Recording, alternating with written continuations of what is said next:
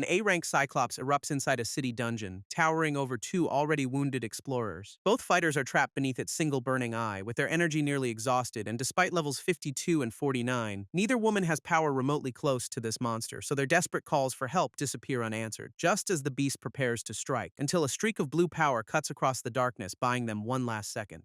To understand how this nightmare became normal, we need the rulebook of this altered world. Mysterious dungeons now appear without warning, releasing monsters while hiding supernatural treasure inside, and those brave enough to enter are called explorers, warriors whose levels measure their strength. Their raids became public entertainment, yet every live stream still carries the risk of sudden catastrophe, which is why viewers watching Team Astera recognize this A-rank Cyclops as a death sentence. Back inside, the wounded explorers can only brace themselves as its crushing arm comes down, but a white-haired woman drops between them, smashing the attack aside before anyone gets killed. Without slowing, she launches a radiant counterstrike, slicing through the Cyclops with absurdly casual precision. And that single exchange flips the raid completely, leaving the supposedly unbeatable monster badly crippled. The newcomer praises the survivors for holding on, while their shocked faces ask the obvious question: who could dismantle an A-rank monster this easily? The answer flashes across everyone's screens: Towa Fuyutsuki, level 99 S-rank explorer and undisputed strongest woman of the modern era. Yet before Towa can finish things, the wounded Cyclops lunges again from behind her, only for a shadowed young man to intercept, calmly inviting the beast to test his darkness. Then his shadow art floods the chamber, wrapping its massive body in violent purple energy, and the stranger's power cleaves straight through, ending what even seasoned explorers could not handle. Outside, livestream viewers explode with questions because one detail matters far more than the victory. The rescued women just watched someone impossible command an explorer skill right beside Towa,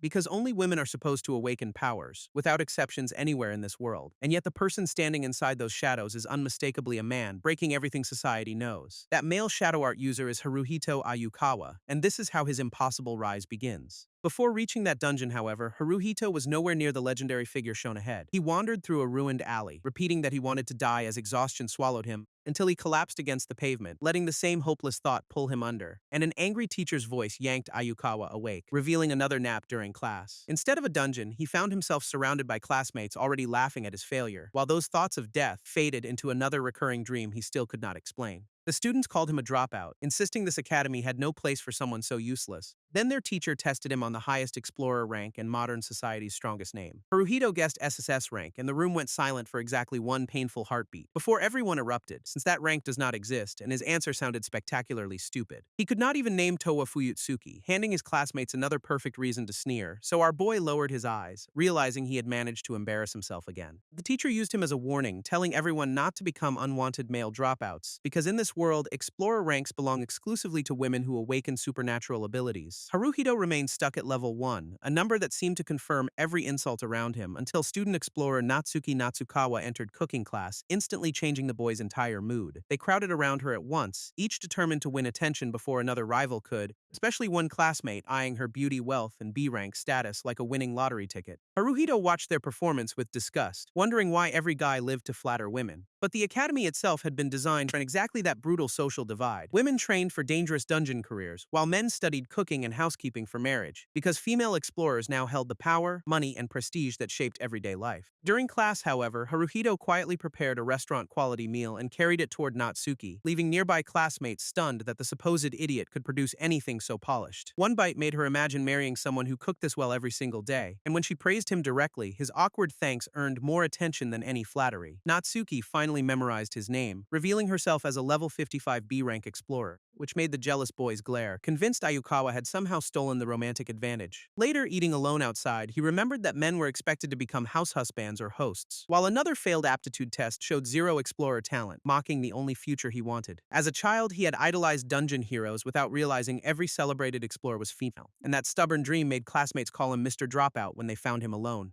They mocked his lunch, accusing him of practicing ways to charm Natsuki for an easy life, but before Haruhito could deny it, their leader decided words were no longer entertaining enough. A fist crashed into his face, punishing him for supposedly growing too proud after one compliment, and the humiliation continued later on the training dungeon's lower floors, where students gathered nearby. The girls had heard about this cocky loner, unable to believe a man challenged women, so one knocked away his tablet, surrounding him before he could safely leave. When they learned he wanted the Explorer exam, cruel excitement spread through the group, because only women could awaken, making his ambition perfect material for their next training session. They attacked while explaining that a man's best outcome was becoming a house husband or host, then beat him down together, chanting that males simply could never become explorers. Haruhito hated people who decided everyone's place, especially when he only wanted one impossible dream, but a male bully planted his foot on him and offered mercy for a humiliating apology. Bruised beneath that shoe, our boy weighed begging with a smile against finally fighting back, and his hesitation earned another kick, followed by an order to answer right now. The watching women called him too cocky for a man, promising to discipline that attitude, until pain cracked his resolve and made surrender seem easier than another useless struggle. A level 15 student asked why someone with zero talent kept chasing exploration, and Haruhito realized he had no logical answer, only a promise buried inside his childhood. That memory carried him back to a bright beach, standing beside an unnamed friend, who declared a determination to become an explorer and prove personal strength to the world. Haruhito immediately promised to follow, insisting their friendship mattered more than him being a boy, and his companion accepted, smiling as they imagined reaching that impossible future together. Their pinkies locked together, sealing what Haruhito proudly called a promise made between men. Back in the dungeon, that vow made the battered teenager wonder whether he was simply an idiot. Yet it also gave him enough strength to lift his head instead of surrendering quietly. He told the bullies they would never understand, dismissing the entire pack as trash mobs, and their mocking smiles vanished, replaced by furious eyes fixed entirely on him. Offended beyond reason, the group closed in and promised another vicious round of education, then attacked without restraint, expecting one powerless level 1 boy to grovel beneath their stats. Instead, Haruhito grinned through blood and told every last bully exactly where they could go, when a deafening crash interrupted them, announcing something far worse than any school fight. A gigantic Cerberus entered the training floor and every student recognized the impossible danger. This was an A-rank monster, turning their previous confidence into a panicked stampede. Haruhito watched them flee, yet his own battered body remained strangely rooted in place, even as Cerberus advanced with power no low-level academy student could possibly survive. Every instinct screamed for escape, but his legs refused to obey while the beast approached, and one fleeing student shoved past, calling him an idiot before ordering him to run. Instead of retreating, our guy reached forward, shocked that his body was moving alone. Thoughts of death returned as Cerberus closed in, making that familiar word echo louder, then panic pulled every failure together, until one impossible memory suddenly cut through the noise. Haruhito knew this deadly sensation because the same feeling haunted every recurring dream, where he possessed overwhelming power, so maybe those visions had never been dreams at all. That realization cuts through his death wish, because Haruhito understands this is not the moment, and those impossible dreams were actually memories, buried inside him until mortal danger unlocked them. With fear turning into fury, he faces Cerberus and promises the monster will die here instead, triggering a hidden main system that immediately announces the initiation of combat mode. Its interface authenticates Explorer 666, Haruhito Ayukawa, level 9999 and designated SSS-Rank, then suspends his feigned death state as Prometheus welcomes its impossible explorer back. Memories reveal a future where dungeons overwhelmed every defender, leaving humanity completely erased, but Haruhito once fought there using shadow art, the same power now awakening around him. When monsters overflowed without limit, even elite explorers failed to stop the catastrophic invasion, meaning this rewound world will meet that fate unless somebody changes the recorded outcome. That necessary exception is the man who remembered everything on death's edge, Haruhito Ayukawa, and with his identity restored, Prometheus formally resumes the exploration he never truly abandoned. Cerberus lies defeated moments later, while the system congratulates him and Haruhito asks the unbelievable, is he genuinely an explorer? Prometheus confirms it, although its voice feels strangely familiar. More shockingly, the system calls him an SSS-Rank explorer, a classification supposedly non-existent here, while the returning students stare because they just watched a man destroy Cerberus alone. One boy protests that men cannot possess mana, desperately rejecting the evidence standing before him. Then fear inspires an uglier plan. Kill Haruhito before anyone else learns what happened. The ringleader claims they can steal the victory, provided everyone permanently silences its real owner. But Haruhito hears everything, and calmly asks what kind of nonsense they are discussing. The ringleader breaks down first, screaming that a man stronger than women cannot be allowed, while his companions repeat the same denial, as if prejudice could erase Haruhito's power. Unfortunately for them, his burning body remembers exactly how mana should answer its master, and when he warns everyone back, one explosive wave sends the entire group flying. The stunned bully can barely form words, staring at the supposed dropout with terrified eyes. Yet rage makes him call Haruhito an inferior being who should remain beneath women. Haruhito answers by raising one finger, letting concentrated power gather at its tip, then flicking the loudest bully away so casually that nobody understands what happened. A violent shadow burst carries the target across the chamber, instantly ending his murderous confidence, while Haruhito apologizes without remorse, explaining that he cares nothing about social hierarchy. Prometheus confirms every hostile signature eliminated, then politely suggests returning to the academy,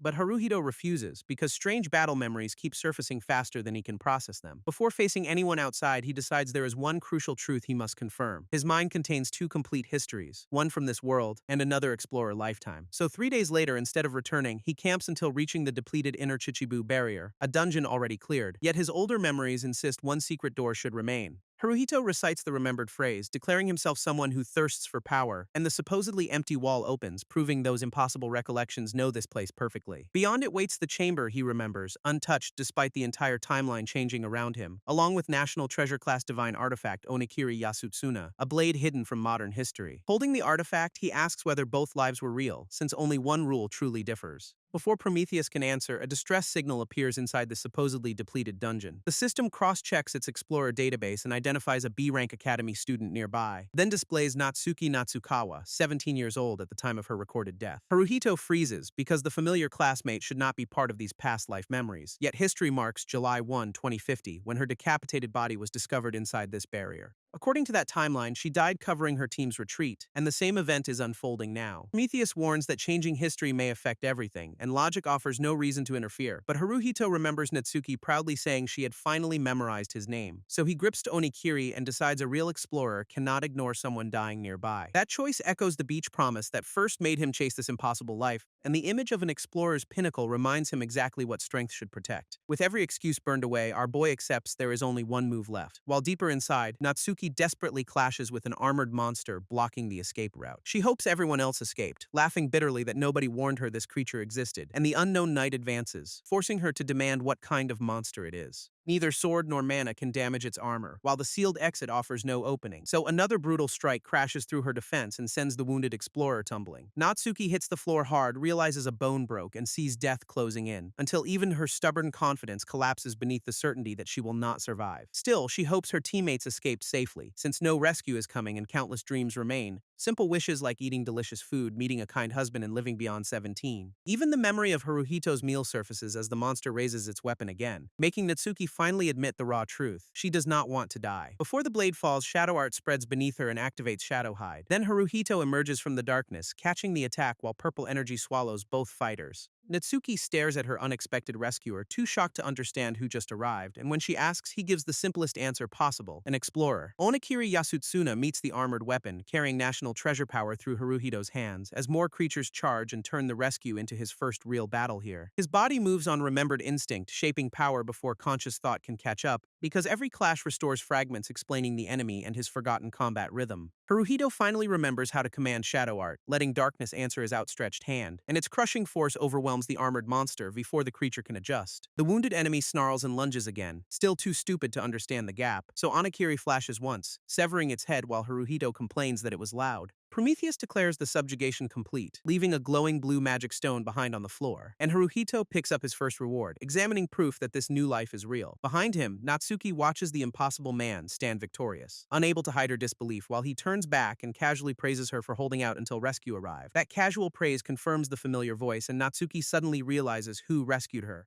But before she can say Haruhito, the shadowed man dodges confirmation with a teasing question. He reminds her that men supposedly cannot become explorers, then wishes Natsuki a long life, and Shadowhide carries him away, leaving the surviving girl reaching desperately after him. She tries demanding his identity before the darkness closes, still unable to finish her question. Then the implications finally hit, turning shock into a flustered reaction nobody else can witness. Elsewhere, Prometheus asks what comes next, while Haruhito studies the possibilities opened by survival, especially after remembering his official aptitude remains 0 despite the overwhelming power now restored. 5 days later, the annual Explorer exam begins beneath cameras, crowds, and non-stop media coverage, and a reporter stops the suited Haruhito, expecting another harmless spectator interview. He politely explains he came to take the exam, instantly transforming her curiosity into disbelief because she assumes every applicant first passed the preliminary magic power certification test. Haruhito admits failing, but learned dungeon materials can qualify someone directly for the practical exam, so the reporter labels him another annual delusional idiot while maintaining perfect professional politeness. Unaware of her thoughts, our guy accepts the offered escort and follows her toward reception. At the counter, an official confirms he wants participation, and Haruhito answers without hesitation, prompting her to request the dungeon material required for bypassing his failed preliminary score. The reporter expects the usual scam, imagining some cheap auction stone presented as legitimate loot, but Haruhito places down the blue magic stone, estimating its monster at A rank or higher. She nearly laughs aloud, certain this hopeless man has finally pushed his fantasy too far. Yet the examiner silences that laughter at once, her sudden fury startling everyone around the counter, especially the reporter, who cannot understand why an obvious fake deserves such serious attention. Its shape and residual magic resemble material from something beyond A rank, perhaps a dragon knight, so the examiner keeps it for investigation, and Haruhito calmly allows the inspection to proceed. The watching applicants fall silent, stunned that material brought by a man was actually accepted, while the embarrassed reporter realizes he has already earned access to the practical test. Haruhito leaves reception behind and advances toward the next stage without celebrating, where applicants channel magic into a measurement crystal under an examiner's careful supervision. One woman scores 87 points, comfortably clearing the 50-point threshold for C-rank certification, and the reporter reassures herself that Haruhito must fail, since men supposedly possess no magic. The examiner repeats the requirement and warns that holding back will only make success harder. Then Haruhito touches the crystal, releasing a blue-purple eruption that engulfs the entire device. Officials and spectators recoil together, unable to process the impossible reaction unfolding before them, as the display climbs past 999 and declares his power unmeasurable, beyond S-rank. Even the examiner screams that result aloud, because no male applicant has ever produced anything comparable, yet the crowd rejects what everyone just witnessed, insisting men cannot generate magic at all. Their explanation arrives immediately. The machine must be broken, because prejudice feels safer than truth, so Haruhito requests another measurement, and the shaken official permits one more attempt. As he prepares, an old promise returns, the vow that he would become an explorer too, made beneath the summer sky to a childhood friend whose memory still guides every step forward. That promise seems to echo elsewhere, where white-haired Towa stirs beneath a memory she cannot escape, because every awakening follows the same dream, returning her to one vanished summer again. She longs for that season even in a luxurious room, though she knows it will never return. At the examination arena, an announcer welcomes the packed audience and explains the main event, a battle royale where crossing the boundary or losing consciousness means immediate disqualification.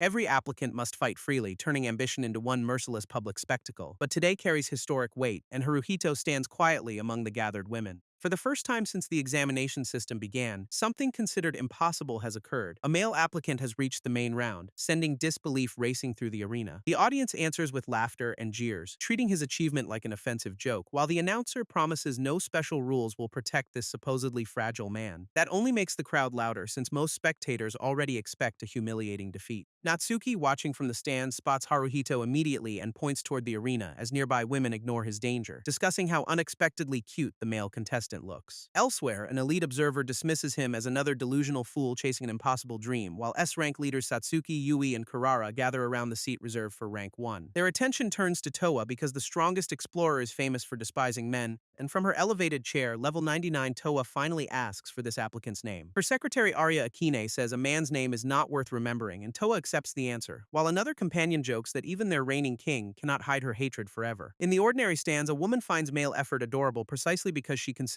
it useless, but Towa voices colder contempt. Men are weak creatures who survive only by flocking together. Even so, Haruhito reaching this arena bothers her enough to order Arya to investigate, and before the secretary can uncover much, the announcer officially begins the main examination. Black energy instantly floods the arena floor, making the examiner freeze as shadows spread everywhere, and every female competitor turns toward the one man they had already dismissed. From above, Towa watches the impossible display with the first hint of genuine interest, while Haruhito calmly says it is time, then commands his shadow art to rise. He carries that old promise into the fight, determined to become an explorer for his friend, but the surrounding applicants can only stare, their easy target suddenly wrapped in unfamiliar power. Questions ripple through the formation: how can a man wield magic, and what is that darkness? Towa cuts through the noise with one demand, asking Arya for the applicant's full name. A quick search finally supplies it: Haruhito Ayukawa, the same unknown man commanding the arena. The answer strikes Towa personally because that name belongs to someone she already cannot stand, and her expression hardens as the supposedly powerless intruder becomes impossible to ignore. Then the announcer interrupts with an unexpected rule change issued during the examination itself. Any contestant who defeats the male applicant will pass automatically, by direct order of rank 1.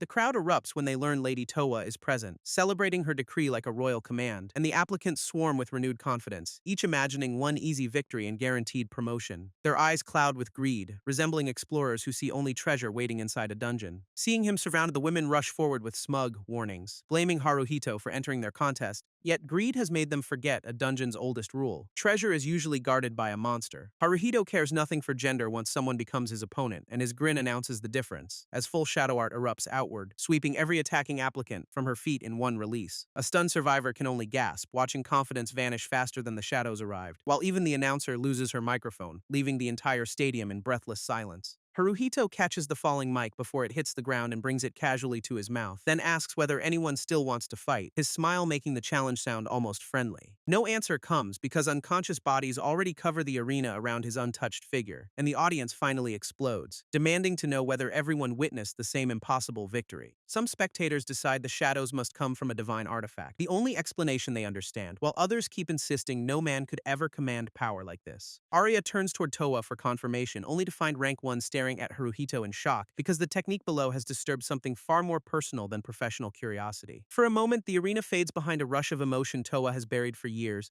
until wonder softens her face and one trembling hand curls tightly against her chest. At the Fuyutsuki villa, she once met a boy whose blurred face still visits every dream, running beside him across a summer beach again and again, always chasing the same lost afternoon. Their small figures cross the glowing shoreline beneath a sunset that memory refuses to release. And now, hearing his name beneath those shadows, Towa finally wonders whether that boy was Haruhito. Arya's repeated calls finally pull Towa from the memory, though Rank 1 barely seems to hear her, for the normally severe explorer is blushing openly, whispering confusion as hope overwhelms discipline. That transformation shocks Arya more than Haruhito's power, because she has never seen Towa lose composure, and Towa can only insist it cannot be true, even while her expression says she wants it to be. Before Arya recovers, Rank 5 Satsuki springs from the viewing area and declares she is going down. But when the secretary tries stopping her, Towa quietly grants permission and lets the challenger leave. Satsuki activates her glowing wrist artifact, laughing that their king certainly knows how to motivate her, then launches into the arena on a column of blue lightning, announcing her arrival with pure spectacle. She lands among the unconscious applicants, facing the lone man who flattened them without moving. One glance confirms what she wanted to know. Haruhito truly intends to call himself an explorer, so electricity coils around Satsuki's body as she gathers S-rank power for the opening rush. She disappears and attacks from Haruhito's blind side, driving a lightning-charged strike toward his head, yet he calmly recognizes teleportation-like movement and wonders whether she expects him to take it.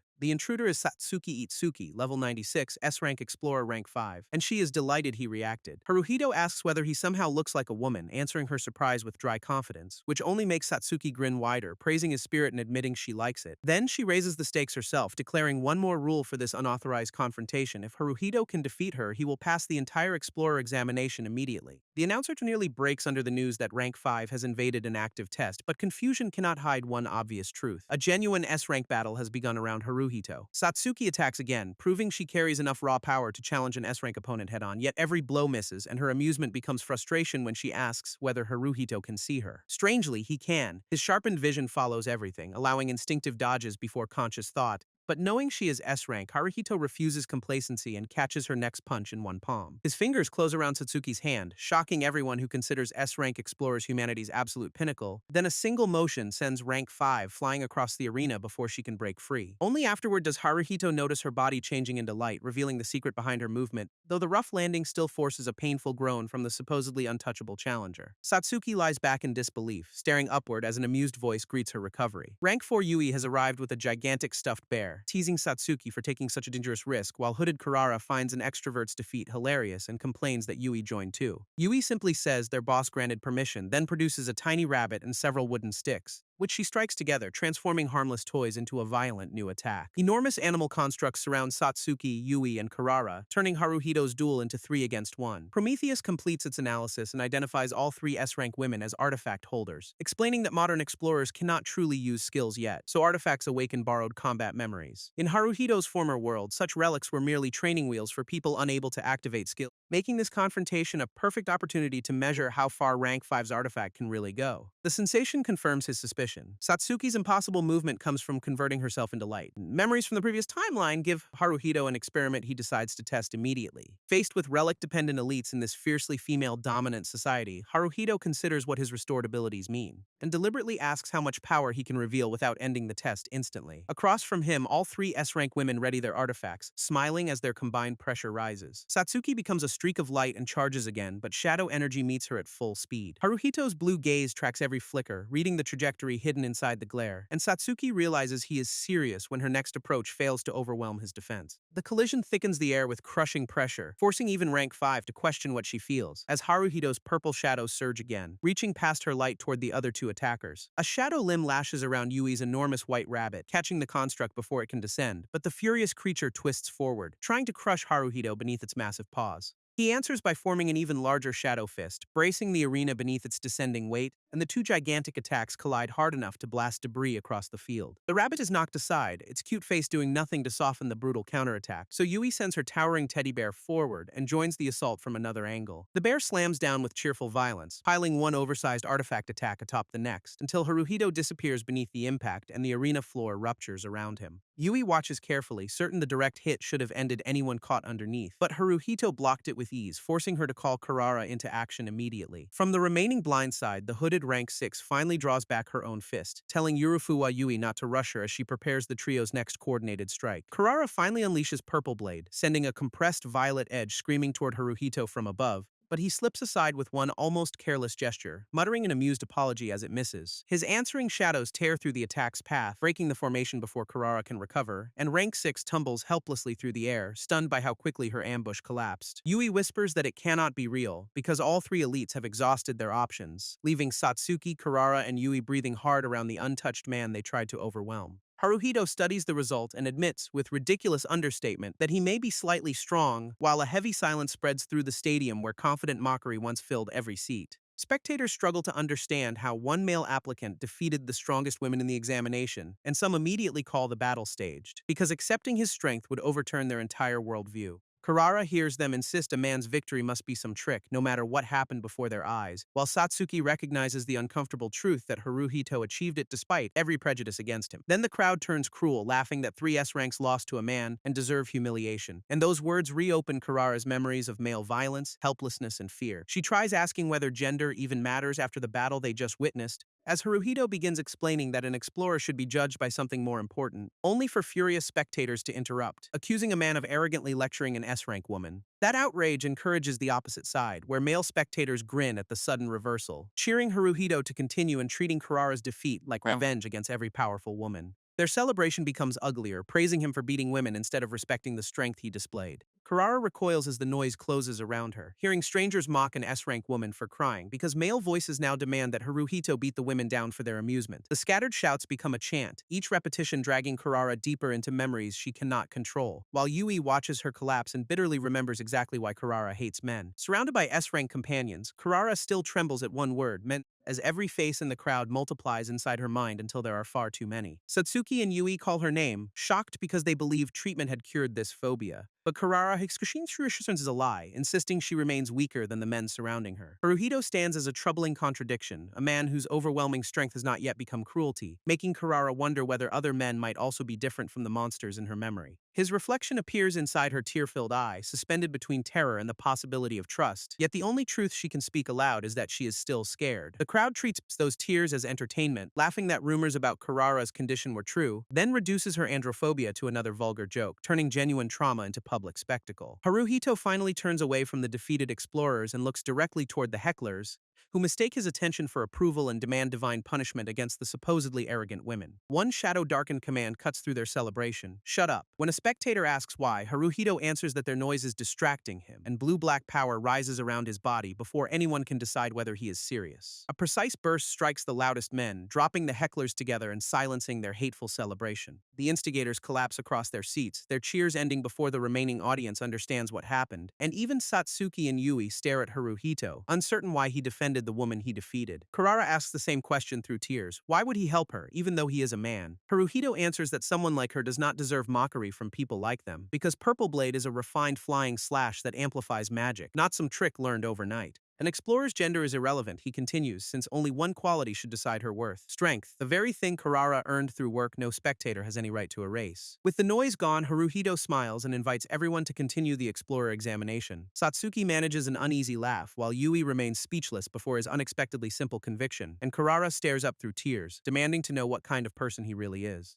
Haruhito gives the impossible answer without hesitation: an SSS-Rank explorer. Before anyone can respond, a golden blade crashes into the arena and splits the moment apart, forcing Satsuki, Yui, and Karara to recoil as a far greater presence descends. Toa steps through the debris with one command: enough, and takes control of the examination herself. Sword in hand, she faces Haruhito and asks whether he truly is Haruhito Ayukawa. He confirms it cautiously, watching Rank 1 tighten her grip on the ornate weapon, while Toa studies his face and asks whether he remembers something they once shared. Haruhito has no idea what she means and is honest confusion wounds her more than denial. The warmth leaves Toa's golden eyes as disappointment hardens into a new resolve. Then Rank 1 lunges without warning, swinging her massive sword straight toward Haruhito. Haruhito evades and finally understands the oppressive magic surrounding her. This woman must be rank 1, and facing the strongest explorer brings his forgotten childhood promise back to the surface. He never learned that precious friend's name, yet the vow they made still matters enough to honor, so Haruhito raises his fist and challenges Toa directly. Take me on, rank 1. The familiar words freeze Toa mid-attack, reopening the summer memory she feared existed only in dreams, and she realizes Haruhito remembers their promise, even if he still does not recognize the girl before him. For one heartbeat, the ruined arena becomes that distant beach where two children faced each other, but the memory vanishes as Rank 1 and the SSS-Rank challenger square off in the present. Haruhito gathers a vast sphere of purple energy overhead, dark current spiraling around its expanding core, while Toa watches the unfamiliar spell and asks what kind of power he is creating. Skeletal shadow hands close around the glowing center, compressing darkness into an artificial star, and intersecting violet beams pour into it until the entire stadium trembles beneath the pressure. Spectators stare upward and mistake the blazing orb for a second sun hanging above the arena as Haruhito remains beneath it with a confident smile, fully aware of the terror he has summoned. The accumulated energy descends in a towering purple column, consuming everything between Haruhito and Rank 1. Satsuki, Yui, and Karara can only whisper disbelief as the blast swallows Toa's position. Yet Rank 1 emerges with her great sword raised, irritation replacing any trace of fear. Golden power erupts along the blade, forming a radiant counterstroke large enough to cleave the column apart. Toa invokes Avalon Treaty Restriction Release, unlocking the sealed authority within her weapon, while Haruhito braces inside surging shadows, ready to meet the strongest explorer at full power. The Babel Treaty releases Haruhito's limited mana restrictions as an SSS-Rank explorer, opening a deeper reservoir, and darkness gathers behind him in layers, responding to authority this era has never witnessed. Yet his past life memories scream a warning while he compresses a purple core between his hands, because all shadows and complete shadow manipulation answer together, drawing every trace of darkness inward. Haruhito activates Blackout, full release, fixing his blue gaze on the miniature void he has created, then fires the accumulated power as a narrow violet spear that drills straight through the arena. Its collision with Toa's golden force detonates into a blinding explosion, shaking the stadium foundations, while Haruhito remembers one godlike monster responsible for destroying the future world. Skeletal fingers, a gigantic body, and impossible proportions emerge inside those fragmented memories, followed by a rainbow-colored eye belonging to the entity called Pluto Ida. The resemblance terrifies Haruhito, who wonders whether that monster already exists somewhere in this timeline. Before he can decide, the violent light fades and leaves the battered arena unnaturally quiet. Ordinary spectators assume the impossible spectacle was another elaborate stage effect created for the examination, but Prometheus suddenly orders its Lord Explorer to run, replacing curiosity with immediate alarm. Nearby faces turn toward the disturbance as Haruhito understands something far worse is approaching, because if events still follow his past life memories, he knows exactly what happens next. In that ruined future, Prometheus addressed him among red tombstones while disaster consumed the world, and now a dungeon gate is open nearby, announcing that a monster rampage is beginning. Haruhito curses when even this detail matches the future he remembers with perfect accuracy, then orders everyone toward an AIS shelter, only to learn those facilities do not officially exist yet. Toa recognizes the secret acronym and demands how Haruhito knows it, but he postpones that impossible explanation, instead begging every spectator to take family members and leave the surrounding town immediately. They have fewer than 10 minutes, he warns, before the rampage reaches populated streets. Outside the stadium, the dungeon gate pulses like a living wound as the outbreak begins. Some spectators finally panic, calling relatives and asking what they should do,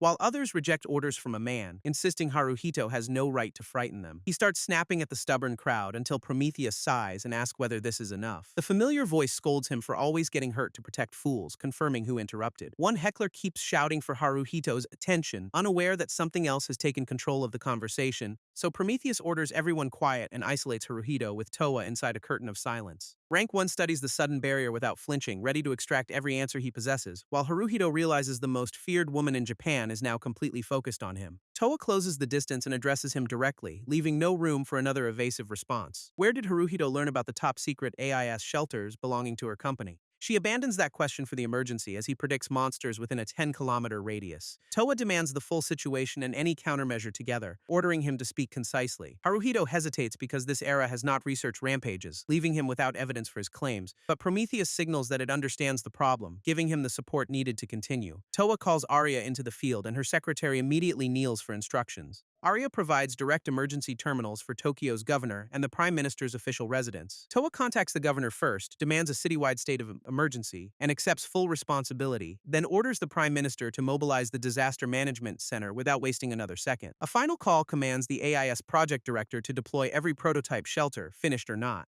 Haruhito asks Prometheus what is happening, and the system explains that Towa simply believes him. With officials moving, Rank 1 checks her terminal and asks Haruhito what she should do next, while the modern city outside remains deceptively calm, unaware of the approaching disaster. Crowded streets leave almost no room for evacuation, making every delayed minute more dangerous. Back inside, Satsuki, Yui, and Karara ask their king how they can help, but Towa says that is exactly what she is asking Haruhito right now. Civilian evacuation will begin shortly, so she waits for his next instruction without questioning his authority. Haruhito answers that everyone inside the stadium must be moved into the nearest shelter, and Towa immediately broadcasts the order, telling every citizen to evacuate. Officials respond with one unified confirmation, finally treating the warning as a genuine emergency. Spectators pour into the aisles and begin leaving, replacing chaos with organized movement. Watching Towa coordinate everything, Haruhito cannot suppress one question about her sudden trust, so he asks why she believes a man whose claims arrived without evidence. Towa's stern face softens, and a faint blush reveals that the answer is deeply personal, yet she raises one finger and playfully refuses to tell him. Before Haruhito can push further, Arya kneels beside Towa with visible urgency, requesting permission to speak despite the difference in rank and the crisis around them. Towa grants it with one sharp command, inviting the secretary to voice whatever concern remains. Arya admits Haruhito protected everyone from the magical blast, yet cannot accept his unsupported prophecy, and Towa repeats that hesitation back to her, waiting for the objection to become something useful. The secretary finally says it plainly. She cannot believe a single word this man says. An explosion outside answers for Haruhito as monsters burst onto the surface amid fire and collapsing streets. Arya turns toward the rising smoke, her certainty breaking beneath the sight she considered impossible. The Explorer Association confirms unidentified monsters inside the city and urgently requests every nearby explorer. Satsuki, Yui, and Karara receive matching reports. Armored creatures attack civilians while police beg for backup. Towa asks whether anyone besides Arya still doubts Haruhito, receives silence, and declares that settled. From this moment forward, their priorities become civilian rescue and complete monster elimination. Then Rank 1 does something extraordinary, asking Haruhito whether he has any better suggestions. Arya nearly breaks again, unable to believe Towa is requesting another person's judgment. Haruhito recalls the behavior of monsters during a rampage, confirming that he remembers their established patterns. They move toward densely populated districts while prioritizing targets with strong magic, especially explorers. Towa asks why the creatures hunt explorers specifically, but Haruhito admits that answer remains unknown. What he doesn't know is worse. Captured explorers are dragged into dungeons and never return. Operating under the worst-case scenario leaves one location in greater danger than every other site, and Haruhito names it immediately: the Explorer Academy packed with awakened students. The disaster's true objective becomes clear. The rampaging monsters are targeting the academy. Inside, wounded girls already crouch among broken walls, trying to protect one another as danger closes in. At the academy, one wounded swordswoman still shields the frightened male students behind her, until a winged invader introduces himself as Angel Jamziera Ulza Enoch and calls the defenders disgusting. What offends him most is seeing males protected by females, a reversal his pride cannot tolerate, so he mocks the boys for cowering and asks whether they possess any shame as men. The targeted students recoil, too terrified to answer while their wounded protector remains between them, and Jamziera invites the male monkeys to challenge him, pretending his contempt is honorable combat. Before anyone accepts, Natsuki crashes into him with a blue strike that interrupts the speech, then tells the stunned angel he talks too much, refusing to let intimidation control the battlefield. Her classmates recognize Natsukawa immediately, though the male students worry about her unfinished injuries, while another girl celebrates that Natsuki landed the first clean hit against their attacker. That victory lasts only a moment, because Natsuki suddenly sees what Jamziera captured behind her. The angel has seized a red-haired student by the throat, yet casually praises Natsuki's attack. He calls the hostage a natural talent, skilled at erasing both her presence and magical power, while the girl gasps helplessly inside his grip, unable to break the hold around her neck. Jamziera decides he likes this rare ability and announces that she will bear his offspring, but the horrified student rejects him through tears, refusing to accept such a monstrous fate. The fleeing boys beg Natsuki to save her, shifting responsibility toward the already wounded explorer, and Jamziera smiles as an even crueler idea forms, turning their fear into his entertainment. He offers the males one choice: abandon the captured girl and run for their lives, or remain beside her, challenge the angel directly, and prove the courage he claims they lack. The ultimatum freezes both the hostage and Natsuki, because neither can force the boys to risk their lives, and one student glances between Jamziera's overwhelming power and the girl trapped in his hand. Fear wins almost immediately, as he admits that challenging such a monster would be impossible. Then the boys turn and run, apologizing to Natsukawa while abandoning both women behind them. Their retreat fills with desperate excuses. This is not their fault, and survival is all that matters. Jamsiera calls that their final answer, lamenting that talented women are wasted on males like these. While Natsuki struggles on one knee, her damaged body no longer able to hide its limits. The angel notices those injuries as well, realizing that the wounds from her earlier battle never healed, yet he still praises the strike she delivered, impressed that she reached him in such a condition. With the hostage under control and Natsuki barely standing, Jamsiera approaches to impose another humiliation. He orders the wounded girl to lick his finger, reducing mercy to an act of submission. If she obeys, he promises to accept Natsuki as his mate instead of killing her. Natsuki asks whether that obedience will also spare the hostage and everyone else inside the academy, and Jamsiera casually agrees, convinced that desperation has finally broken her resistance. She lowers her face toward the offered hand, appearing ready to purchase their survival with her dignity, but closes her teeth around his finger instead, turning submission into one last act of defiance. Jamsiera jerks back in fury and demands to know what she thinks she is doing, as Natsuki remembers the boy who already holds her interest and rejects the angel's claim on her. With a fearless smile, she tells him there is absolutely no chance she will ever become his mate. Jamsiera accepts that answer with murderous rage, gathers his power, and orders her to die. He offers a cold goodbye, savoring the instant before his attack erases the wounded explorer, and Natsuki can only brace beneath the descending force, with no strength left to escape. Then a quiet hey cuts through the execution, announcing someone Jamsiera never sensed approaching. Living darkness erupts around Natsuki and tears the killing blow apart before it can reach her, revealing Haruhito between the angel and his target, exactly where the academy needs him most. He asks Jamsiera what he thinks he is doing, treating the terrifying invader like a common nuisance. The angel recoils at the impossible entrance and demands to know where this human came from, but Haruhito gives the simplest answer possible, from the shadows surrounding them. Jamsiera laughs at the audacity, calls him a little rascal, and welcomes a male finally willing to stand. A massive blast follows without warning, though Haruhito reads the attack before the flames can swallow them. Fire explodes across the ruins, with Haruhito and Natsuki still trapped at its center, leaving Jamsiera convinced that one careless strike has already killed both troublesome humans. He prepares to finish the remaining students, regroup with his younger brother, and await the rare one they seek. But as the angel turns away, the smoke behind him begins to shift unnaturally. Something is still moving inside the burning crater, forcing him to look back at the result.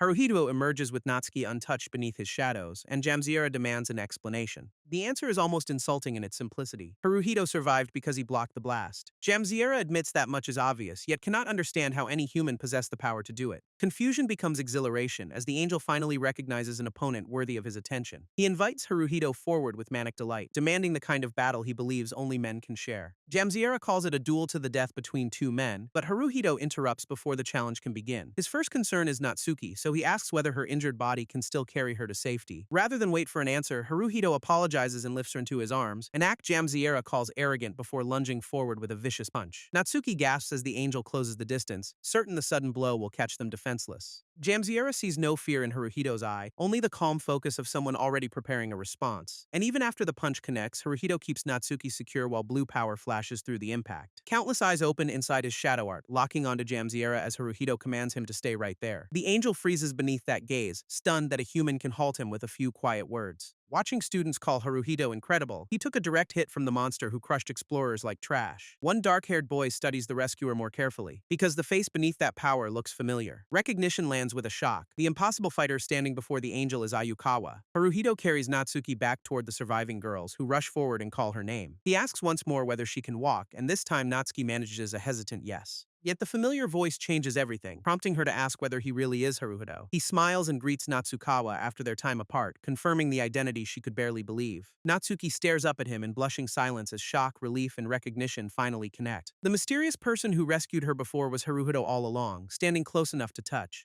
Overwhelmed by the realization, she abandons the tender mood and screams Ayukawa's name across the ruins. Behind Haruhito, another male classmate watches in tense silence, his expression darkening at what Ayukawa has become. That silence breaks into jealous rage. As the boy calls Ayukawa a loser, insists no man could ever fight this way. Even the wounded girls stare at Haruhito and whisper that he truly is male, though danger leaves no time for questions. Haruhito ignores the insults, turns to the surviving defenders, and orders them to run while the path remains open. Before they leave, he kneels beside them and offers sincere respect for the work they accomplished here. The girls can only stare, confused by gratitude from the student now placing himself between them and an angel. Haruhito explains that they fulfilled an explorer's duty, protecting the others until the very end, and thanks them without hesitation, forcing even the furious male classmate to hear his praise. Then he tells the exhausted defenders to leave everything else to him, and they finally agree to withdraw. With the students behind him, Haruhito walks back toward Jamsiera and turns the ruined courtyard into his arena. A faint smile appears, because rescuing the wounded is over and the punishment can finally begin. Shadow gathers around one glowing blue eye as Haruhito calmly invites the next part of their encounter. Jamsiera laughs, calls their exchange interesting, and starts asking for the human warrior's name, but Haruhito answers with a small movement of his hand instead of an introduction. Power rips across the ground and burns a brilliant boundary between Jamsiera and the students behind Haruhito. He points to that glowing mark and makes the meaning of the line perfectly clear. If Jamsiera crosses it, Haruhito will kill him before he can threaten another student. The angel steps over the boundary in open mockery, shouting that he cannot hear such an empty threat, only for Haruhito's counterattack to launch him into the air before that footfall is complete. Jamsiera barely understands what happened, his confidence replaced by one stunned question. Wrapped in violent shadows, Haruhito tells him to defend himself properly before the real beating starts.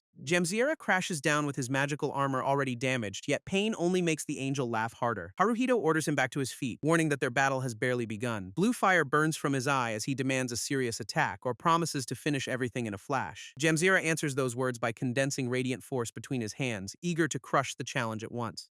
Haruhito closes the distance before that power can decide anything and drives the angel back into the earth. For the first time, Jamsiera's open mouth holds shock rather than laughter, because the human keeps moving faster. Another shadow-coated strike follows immediately, blasting through his defense and tearing apart the courtyard below. Smoke swallows the impact, but Jamsiera's delighted laughter rises from the crater instead of a scream. He calls Haruhito excellent, thrilled that someone on the surface can force him this far. Radiant energy forms a divine sword above his head, surpassing every weapon he used against the academy students. The watching girls sense the new pressure and realize the angel has been hiding another level of power, while Jamsiera demands their attention and proudly repeats his full name. Jamsiera Ulza Ina. He acknowledges Haruhito not merely as a male, but as a warrior worthy of facing his true strength. Then the angel charges with the blazing divine sword raised high, inviting Haruhito to revel in their battle. Haruhito answers with only two words, shadow art, and sends darkness through the incoming weapon. The divine sword shatters into useless fragments, leaving Jamsiera unable to understand why nothing works. His magical armor breaks with it, erased by black power that consumes every protection it touches, and even his wounds refuse to heal as though Haruhito's shadows cut through magic itself. One terrifying possibility enters Jamsiera's mind. The human may be using a genuine skill. That conclusion feels impossible because no human in this era should possess the power Haruhito just revealed.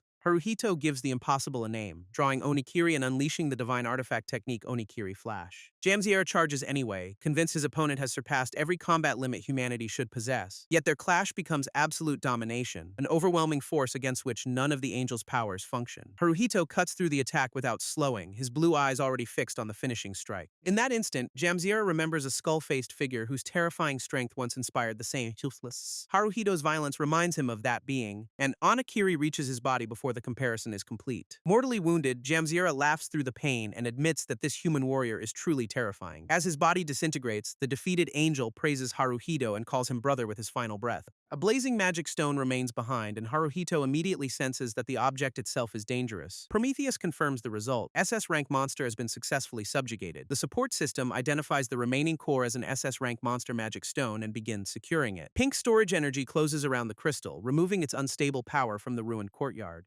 Haruhito asks whether Prometheus intends to eat it, but the system simply reports one SS rank signature still active. Towa Fuyutsuki is closest to that location, and she immediately acknowledges the new target. Back at the academy, the humiliated male classmate rejects everything he witnessed as an impossible lie. He repeats that no man could fight like Haruhito, clinging to prejudice after an SS rank monster fell before him. Desperate to turn the crowd, he identifies Ayukawa as the boy who punched him before and supposedly ran away. Then he calls Haruhito a monster, twisting overwhelming strength into proof that the rescuer cannot be human. The accusation becomes an order as he tells the female explorers to perform their duty and kill Haruhito. No one moves. The girls only stare at the accuser, while his pointing hand begins to tremble. He demands to know why nobody listens, unable to understand the disgust now directed back at him. His rant grows uglier. Ayukawa is only a dropout. Haruhito's strength makes him a monster, and someone must kill him. Before the accusation can spread any further, Natsuki steps through the rain and closes the distance herself. Her palm cracks across the boy's face, silencing the coward who tried to condemn the man who saved them. He stares at Natsukawa in disbelief, too stunned to answer after the public rejection. Natsuki exhales, steadies her emotions, and turns away from the noise surrounding Haruhito. With her resolve restored, she announces that everything is all right and focuses only on him. Haruhito sees her approach and immediately asks whether she was hurt during Jamsiera's attack. Instead of answering from a distance, Natsuki throws both arms around him in front of the entire academy.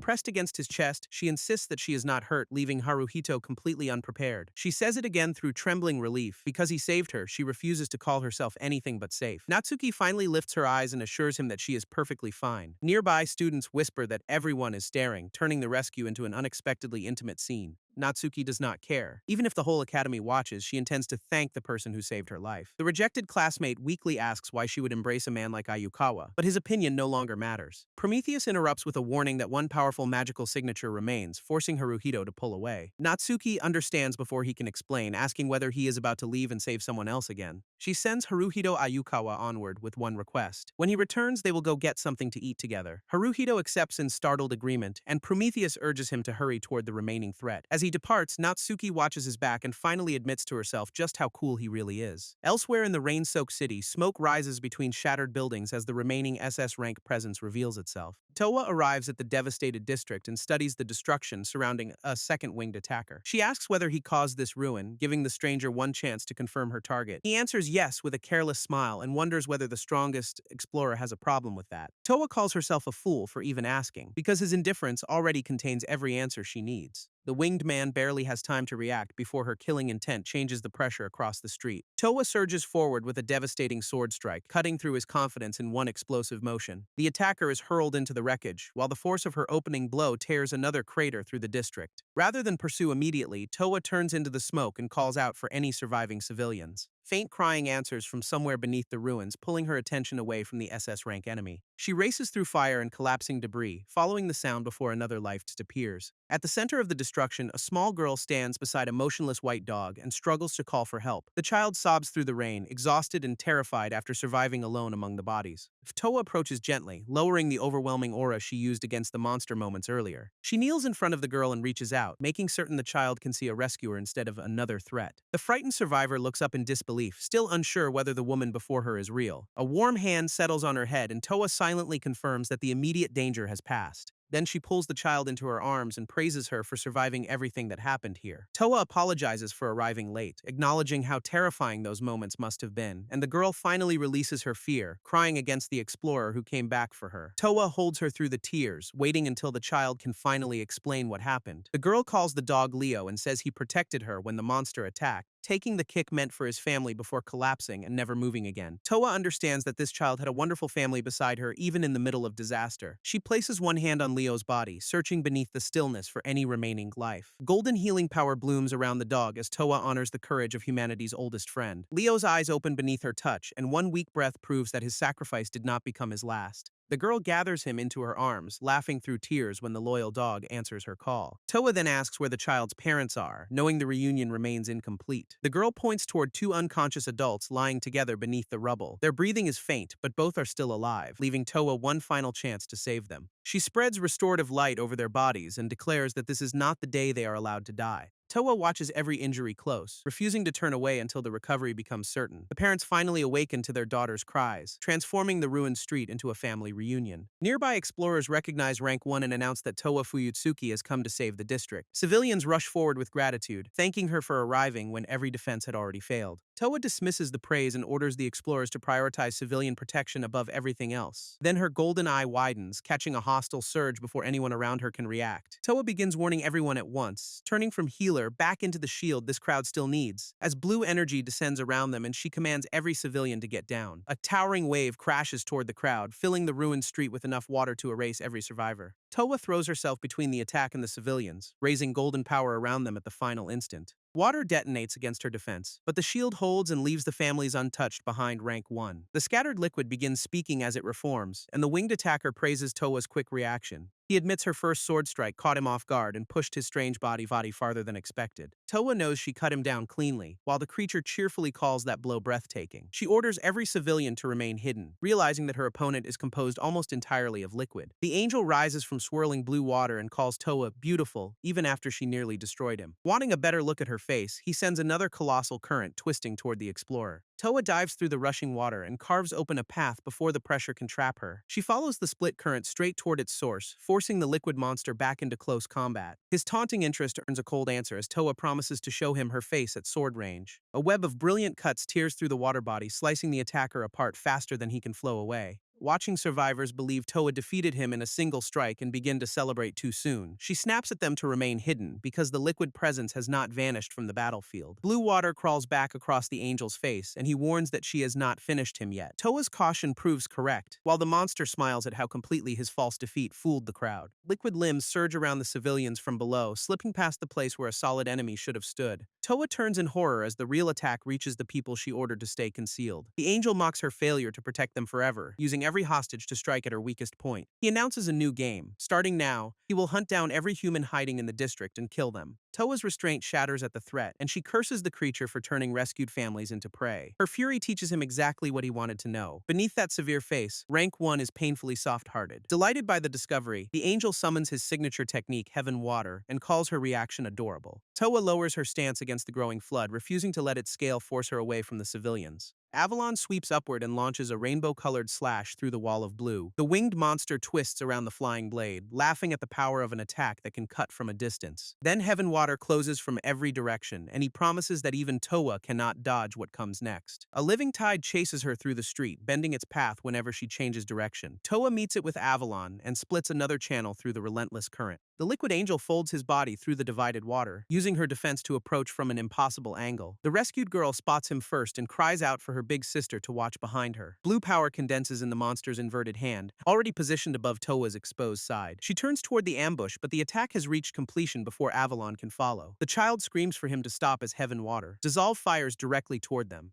A concentrated blue torrent engulfs the space around the girl, leaving no safe path through its center. Dissolving water spreads across everything it touches, reducing solid matter to drifting blue fragments. Toa reaches the child first and shields her with her own body, asking whether the girl was hurt. The unharmed child answers with terrified screams because the explorer protecting her took the technique instead. Even the angel is surprised. Heaven Water works less effectively on Toa, though one touch should dissolve an ordinary human. He realizes she is resisting with exceptionally refined magical power and celebrates finding such a rare human. Toa tells him to shut up and swings Avalon again, forcing her damaged body back into the fight. The rainbow slash passes through his liquid form, but the angel reforms and says ordinary magic still cannot work. He explains the rule behind that immunity. Only a skill can oppose another skill, and humans cannot use skills. Toa fixes on the unfamiliar word, wondering what kind of power the monster means by a skill. The angel offers no useful answer, gathering water around his hand and inviting her to continue their game. Its rules are simple. Either Toa kills him first, or he reaches the civilians and kills her first. She charges before he can move toward them, driving Avalon into the flooded street with another crushing blow. By the time the angel looks past her, the other explorers have evacuated the families, costing him his favorite targets. He accepts that setback with a smile, certain the wounded Rank 1 remains enough entertainment. Toa pushes herself upright and declares the game unfinished, even as her body begins to fail beneath her. She suspects that blocking Heaven Water consumed too much magical power, leaving almost nothing for defense. The angel admires her exhausted face and claims its beauty rivals that of his own race. Then he makes a grotesque decision, announcing that Toa will become his bride. Heaven Water. Pleasure coils around her body as he cheerfully proposes marriage in the middle of battle. He promises to fill her brain with his water, replacing resistance with whatever devotion he wants. The invasive liquid tightens around Toa, and the angel assures her she will soon fall in love with him. As an extra gift, he even promises to awaken a skill inside the human he intends to possess. His hand closes around her face while blue water forces its way into her weakened body. Toa gasps beneath the contact, unable to stop the technique before its influence takes hold. Yet she remains standing, battered and furious, while the angel calls her continued resistance disgusting. Toa realizes the trap is worse than pain. Her magical power has vanished, and she cannot break the liquid restraint. Bleeding and fractured in several places, Rank 1 measures injuries that would already end an ordinary explorer's fight. With no magic, a damaged body, and civilians still nearby, the situation has become as dangerous as possible. The angel smiles and says he will repeat his proposal after the water has fully sunk into her mind. Before that corruption finishes, a column of violent shadow drops into the street beside him. Prometheus detects the SS-Rank monster, releases Shadowhide, and wishes the arriving SSS-Rank explorer good luck. Haruhito rises from the darkness directly behind the angel, close enough to strike before the liquid body reacts. One shadow-coated punch smashes into the monster's face and tears him away from Toa. The impact launches the winged attacker across the street, leaving him shocked by speed he never sensed approaching. He still calls the blow meaningless, trusting the same liquid immunity that neutralized Avalon's cuts. The angel begins repeating that only a skill can oppose a skill, then chokes as Haruhito's darkness damages him from within. Real pain replaces confidence, and he finally understands that the surprise attack left lasting damage.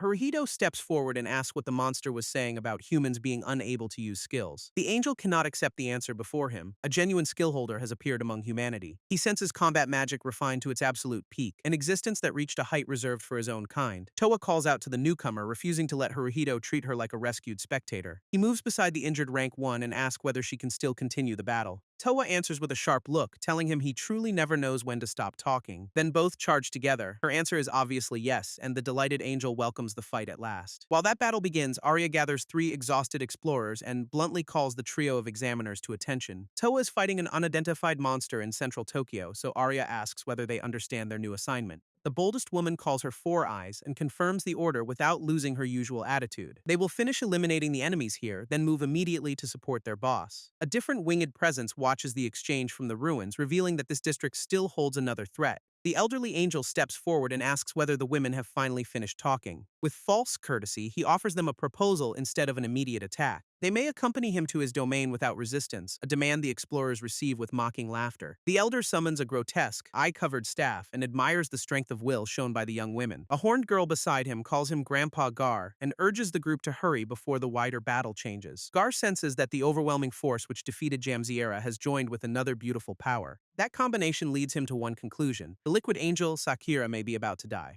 Back in central Tokyo, Sakura floods the battlefield while Haruhito and Toa attack from opposite directions. A high-pressure water strike races toward them, intending to separate the pair before their rhythm stabilizes. Haruhito drives shadow art through the current, tearing open Sakura's supposedly untouchable liquid body. The angel recoils in genuine pain as darkness penetrates defenses that rendered normal attacks meaningless. His water form is no longer protecting him. Haruhito's strikes reach the life hidden inside the liquid. Sakura finally understands that every shadow-coated blow can kill him regardless of how often his body reforms. Haruhito presses that weakness while Toa's rainbow slash arrives from the other side, and she notices Sakura's fear. The angel cannot understand the pair. Toa should be near death, yet her attacks only grow sharper beside Haruhito. Sakura watches her blade with growing panic, because every exchange makes the wounded woman's edge more precise. He insists that female attacks can still be nullified, only for another strike to break through before the claim is finished. Haruhito punishes that distraction immediately, asking whether Sakura can afford to look away during their fight. The angel screams that this must be a joke, unable to restore the absolute advantage Heaven Water promised him. Toa sees the pattern at last. Haruhito's skill can reach Sakura and create the path her own attacks need. He confirms that skills affect other skills, but Toa needs no explanation and simply says she trusts him. Even Haruhito wonders why Rank 1 places such complete faith in a man she supposedly just met. Sakura interrupts their exchange with Heaven Water, rage, flooding the street beneath a vertical wall of blue. Certain of a direct hit, he boasts that the strongest Heaven Water technique melts humans in an instant. Haruhito answers with Shadow Art, Shadow Great Shield, raising a dark barrier around himself and Toa. The water breaks against that defense, and Sakura can only stare as his strongest current fails to erase them. He forces himself to remember that Haruhito is human, then plans to attack the weaker civilians again. Before Sakura can redirect the flood, Haruhito draws Onakiri and prepares the skill he already analyzed. His sword crashes through the water with Sakura's name on his lips, turning the angel's attention back where it belongs. One reptilian eye widens, sensing an attack that appeared before any visible swing.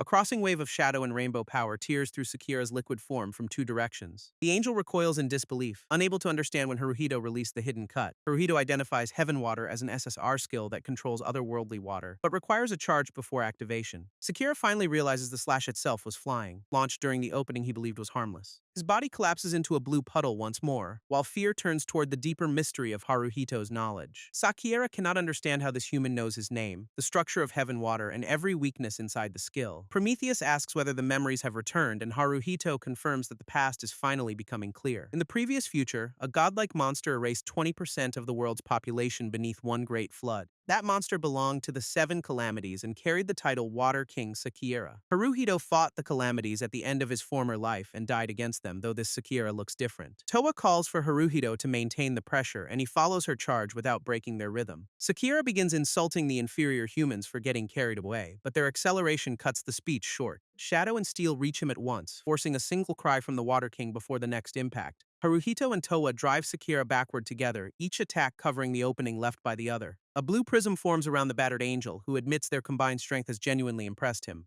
Sakura looks beyond them and demands to know what happened to the subordinates fighting in the other district. Gar and the Horned Girl reveal the captured explorers inside a floating blue prison, assuring everyone they are alive. Sakiera recognizes his teacher and Ciel, asking why both came here while he stands on death's door. Gar explains that the king ordered a withdrawal, so their invasion of the human world ends immediately. The Water King remains confused, unable to understand what changed badly enough to reverse their entire campaign. Toa refuses to let the attackers leave with captives, demanding an answer before the retreat begins. Gar admits they arrived unprepared but declares that the captured young women will become their spoils of war. A gateway opens behind the angels, offering a path back to the mysterious domain they came from. Shadow gathers at Haruhito's feet as he steps toward the portal, refusing to accept their escape. With cold certainty, he asks whether these monsters truly believe he will let them take anyone away. Shadow art erupts beneath Haruhito as he condemns the invaders with the only name they deserve, monsters. Gar and Ciel halt in front of the gateway, surprised that one human reached their retreat formation alone. Prometheus issues an immediate warning. The combined enemy power exceeds Haruhito's current combat evaluation. Engagement cannot be authorized and retreat is mandatory, yet Haruhito tells Gar that this form looks different. Memory supplies the missing identity. The elderly teacher will become Nether King Ida, the terror Haruhito knew in the future. Haruhito ignores the retreat command and demands the captives back, driven by memories darker than any shadow. Those memories belong to his previous life, where every failure remained carved into the final survivor.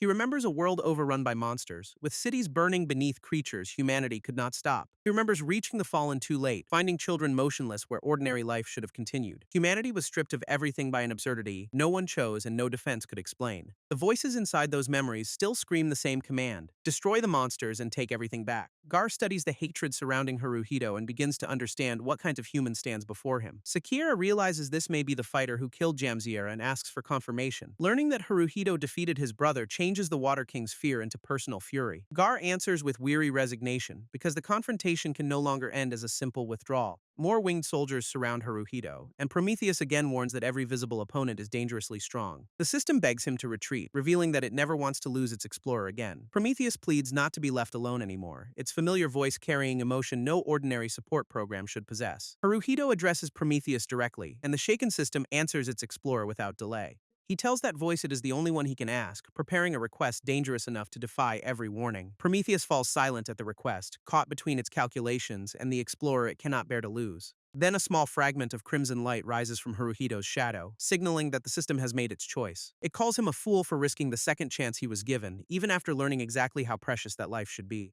Haruhito can only apologize, while Prometheus mutters that humans truly are impossible creatures to understand. Despite every objection, the main system unlocks and Prometheus initiates combat mode at its explorer's command. A colossal violet eye opens behind Haruhito, revealing the power that had remained hidden within his shadow. With exploration restart activated, shadow art expands into a living mass of eyes and tendrils around its rightful master. The angels launch themselves through the blinding light, hoping to crush Haruhito before the transformation is complete. He charges straight through their assault, carried forward by the monstrous shadow now answering his every thought. Sakiera recoils from the sight and demands to know what kind of creature Haruhito truly is. Desperate to stop him, the Water King points to the blue prison and threatens the women trapped inside it. The threat comes too late, because Haruhito's tendrils are already sweeping past Sakiera to seize the captives. Another shadow strike tears into the Water King, leaving him stunned when the damaged water refuses to reform. Sakiera curses and struggles to regenerate, but the power that once restored his body no longer responds. Meanwhile, violet tendrils wrap securely around the entire prison and pull it away from the battlefield. Prometheus confirms that all 4 S-Rank explorers have been secured, removing Sakiera's only leverage. Haruhito counts out the final motion, 2-3, then swings the prison towards safety with all 4 women inside. The blue structure crashes beyond the enemy formation, carried clear by the force of his enormous shadow. Once Prometheus confirms that every S-Rank explorer has left the combat zone, Haruhito turns back without hesitation. The rescue is complete, and with no hostages left to protect, he calmly announces that it is time to move on. His next objective is declared without disguise: commence the attack on the man Haruhito knows as Nether King Eda. Ida's winged soldiers close ranks with their spears raised, forming a living barrier around their elderly master. Shadow art tears through that barrier from several directions at once, crushing the formation before it can advance. Yet Haruhito's expression tightens, because one opponent has already moved through the chaos faster than expected. Ida meets an enormous tendril head-on and knocks it aside, proving that age has done nothing to dull his strength. The old angel praises Haruhito's technique, impressed that someone so young can command power on this scale. Haruhito returns the compliment with a grin, admitting that the old man moves remarkably well himself. Their exchange ends with a violent clash, Shadow and Staff colliding as both fighters test the other's reactions. Ida presses forward immediately, refusing to give Haruhito enough distance to control the battlefield freely. Even the surviving soldiers become pieces in his formation, their coordinated movement extending the reach of his strange weapon. Haruhito breaks one piece of that formation apart, but the opening only draws Ida closer to his position. Shadow Art answers with a sweeping counterattack, spreading beneath every enemy still standing in its path. Violet spikes erupt across the ground, transforming the battlefield into a lethal forest no ordinary fighter could cross. Haruhito races among the rising tendrils, using their shifting angles to conceal the direction of his approach. He slips beneath the next attack and accelerates, closing the last stretch before Ida can reset his defense. For an instant, the old man's future skull-faced form overlaps the enemy before him, sharpening Haruhito's memory of the monster Ita will become.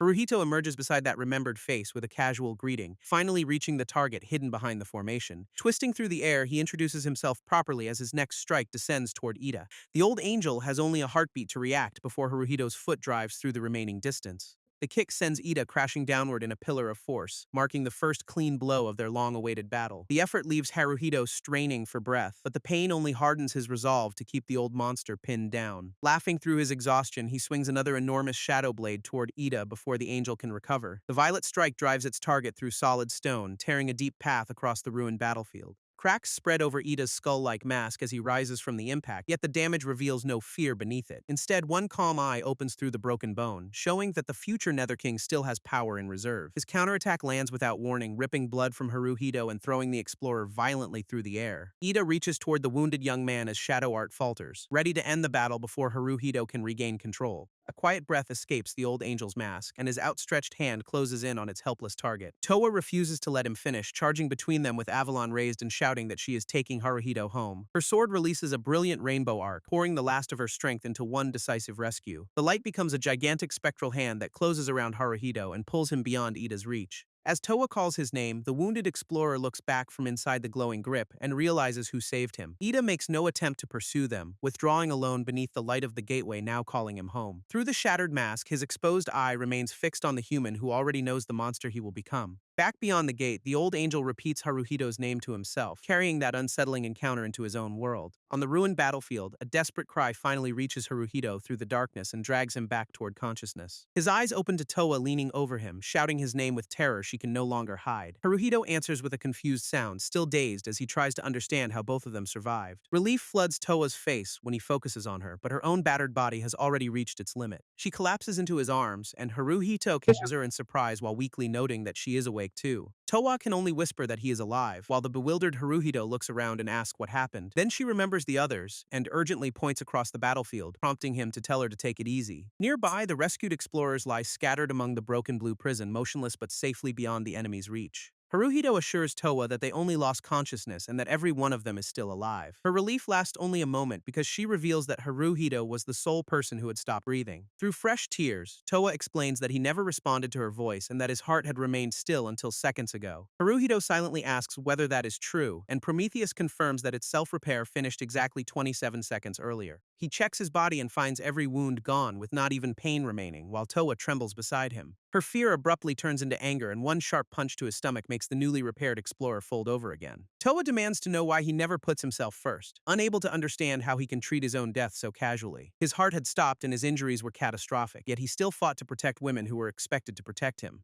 Haruhito consults Prometheus, which concludes that Towa blames herself because this society considers protecting men a woman's natural duty. Understanding her guilt, he recognizes Towa as the painfully responsible type and searches for words that will release her from it. He tells her not to worry, arguing that an explorer accepts death whenever the moment finally comes. Towa stares in disbelief as Haruhito states the reason with complete conviction. He is an explorer, regardless of his gender. Even Prometheus recoils at that reckless philosophy, its flustered reaction echoing the protest Towa cannot yet express. Haruhito adds that his one and only best friend would have made the same choice, so abandoning her was never possible. He remembers the childhood promise and admits that when they meet again, he refuses to be someone that friend would find disappointing. By claiming responsibility for his own life, Haruhito also removes the blame from Towa, turning a clumsy explanation into a flawless rescue of her heart. Towa cautiously asks whether he even remembers that friend's name, only to hear that the child never told him despite being asked. She wonders how he can stake his life on a childish promise when he does not even know the other person's name.